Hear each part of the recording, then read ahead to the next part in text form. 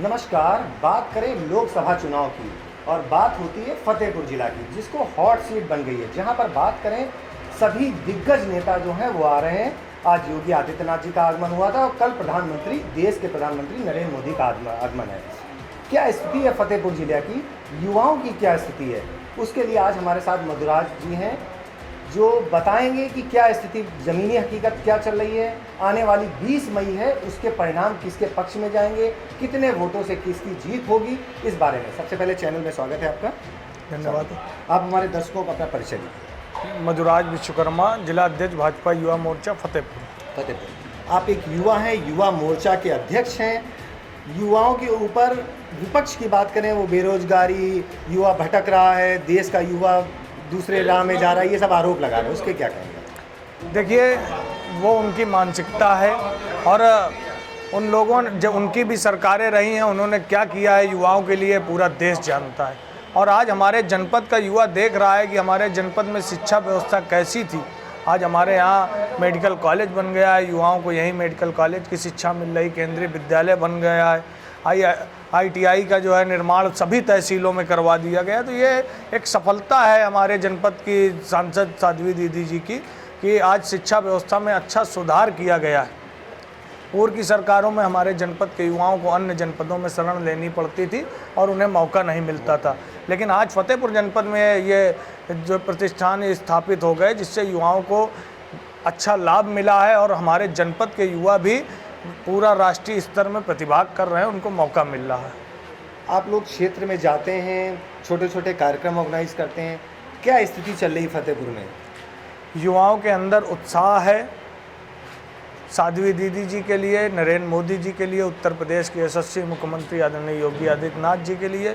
युवाओं के अंदर ऊर्जा है, उनको विश्वास हो चुका है कि अगर युवाओं का भविष्य कोई अच्छा तय कर सकता है तो भारतीय जनता पार्टी नरेंद्र मोदी जी की सरकार ही तय कर सकती है, क्योंकि उन्होंने पिछले 10 वर्षों में जो भारतीय जनता पार्टी की कार्यशैली देखी और उसके पहले के काम देखते हैं, तो जब कंपेयर करते हैं तो लगता है कि भारतीय जनता पार्टी ही युवाओं के भविष्य में सुधार ला सकती है।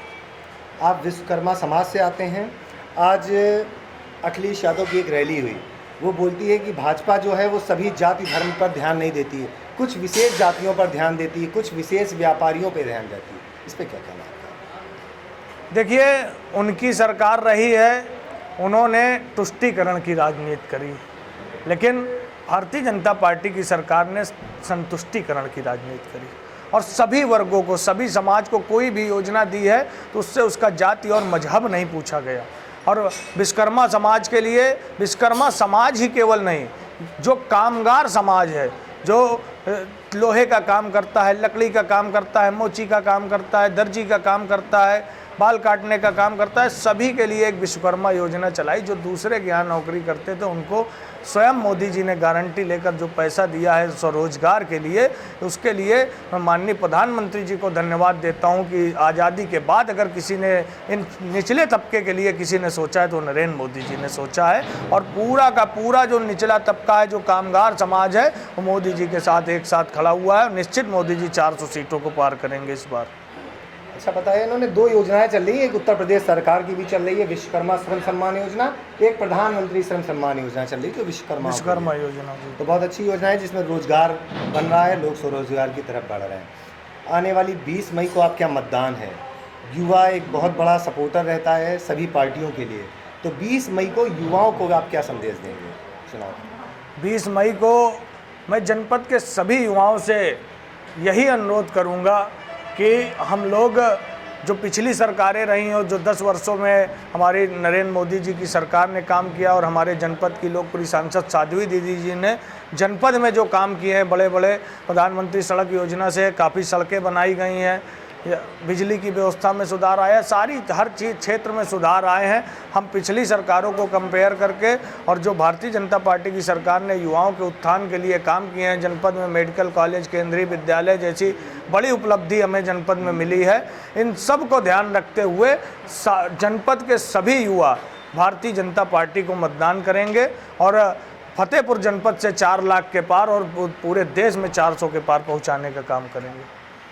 तो विश्वकर्मा जी ने बताया, युवाओं से निवेदन किया है कि 20 मई को बड़ी संख्या में मतदान करें और साध्वी निरंजन ज्योति जी जो निवर्तमान सांसद हैं, उनको हैट्रिक देने की बात कर रहे हैं कि तीसरी बार भी उन्हीं की सरकार बने, यहाँ से वो प्रत्याशी जो हैं सांसद प्रत्याशी बनकर सांसद बनकर जाएं। तो आने वाली 4 जून बताएगी कि फतेहपुर में कितने वोटों से साध्वी निरंजन जी की जीत होती है और क्या रिजल्ट आते हैं, क्या परिणाम आते हैं।